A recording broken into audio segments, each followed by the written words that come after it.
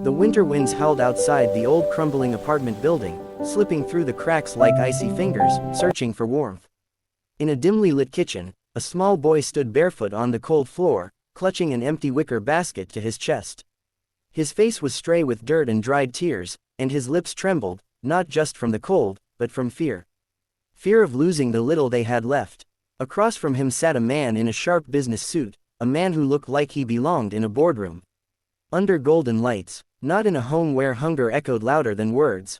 The man's name was Adrian Wolf, a successful CEO and a single father trying to balance grief and responsibility.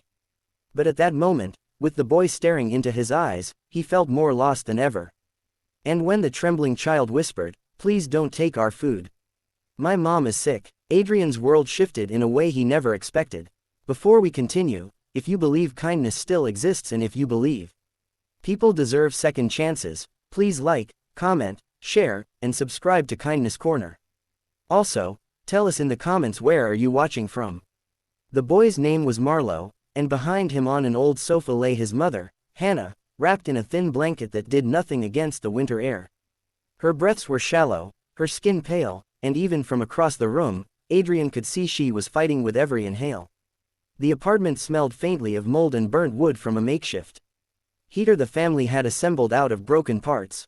It was a place that spoke of years of quiet suffering. Adrian hadn't come there to take anything. In fact, he had come searching for something he couldn't explain. A moment, a sign, a reminder of humanity. His own daughter, Mia, had been asking questions lately. Questions about why some people had more and some had none.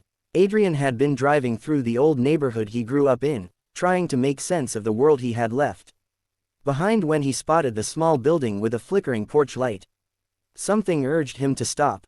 Maybe it was nostalgia, maybe it was guilt, maybe it was fate. As he stepped inside the apartment, guided by Marlowe's hesitant invitation, Adrian realized how much he had forgotten about the simplicity and struggles of ordinary families.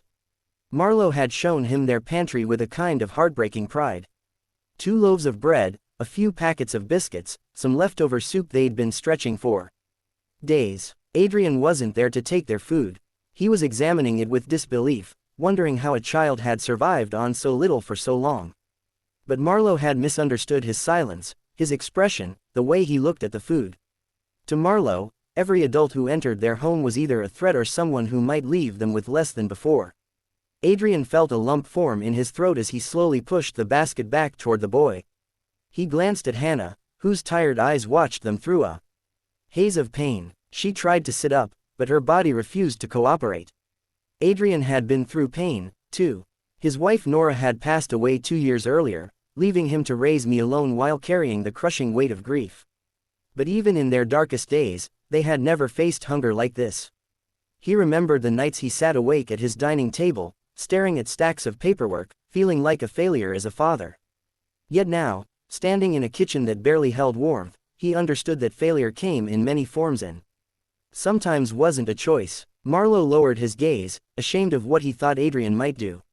His voice cracked as he whispered that they hadn't eaten properly in 2 days because Hannah had been too weak to work.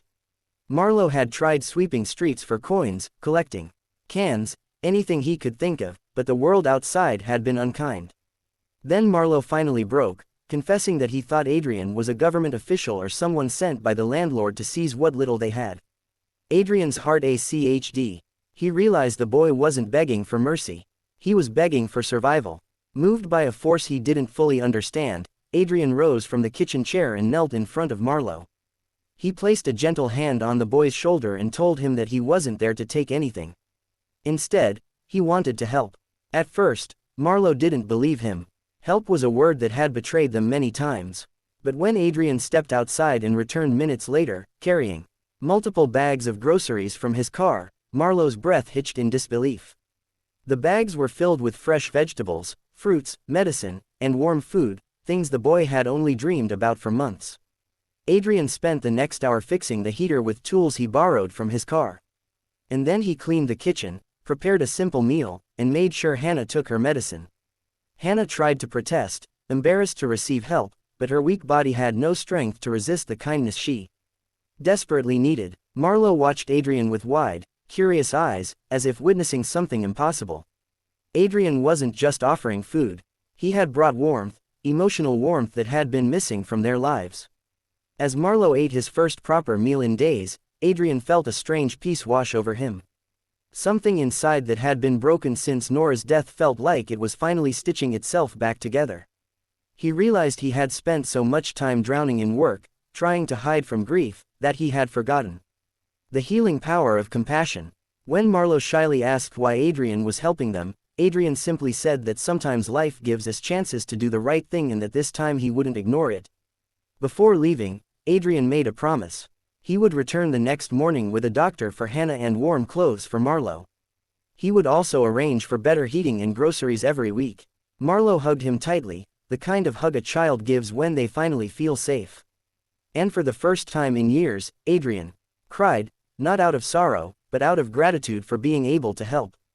If this story touched your heart even a little, please like, comment, share, and subscribe to Kindness Corner. Your support helps us spread more real emotional stories like this. Special request: before the story ends, tell us in the comments what part moved you the most. Adrian walked out into the cold night air feeling lighter. As if he had left behind more than groceries. He had left behind healing, hope, and the beginning of a beautiful connection between two broken families who needed each other more than they realized.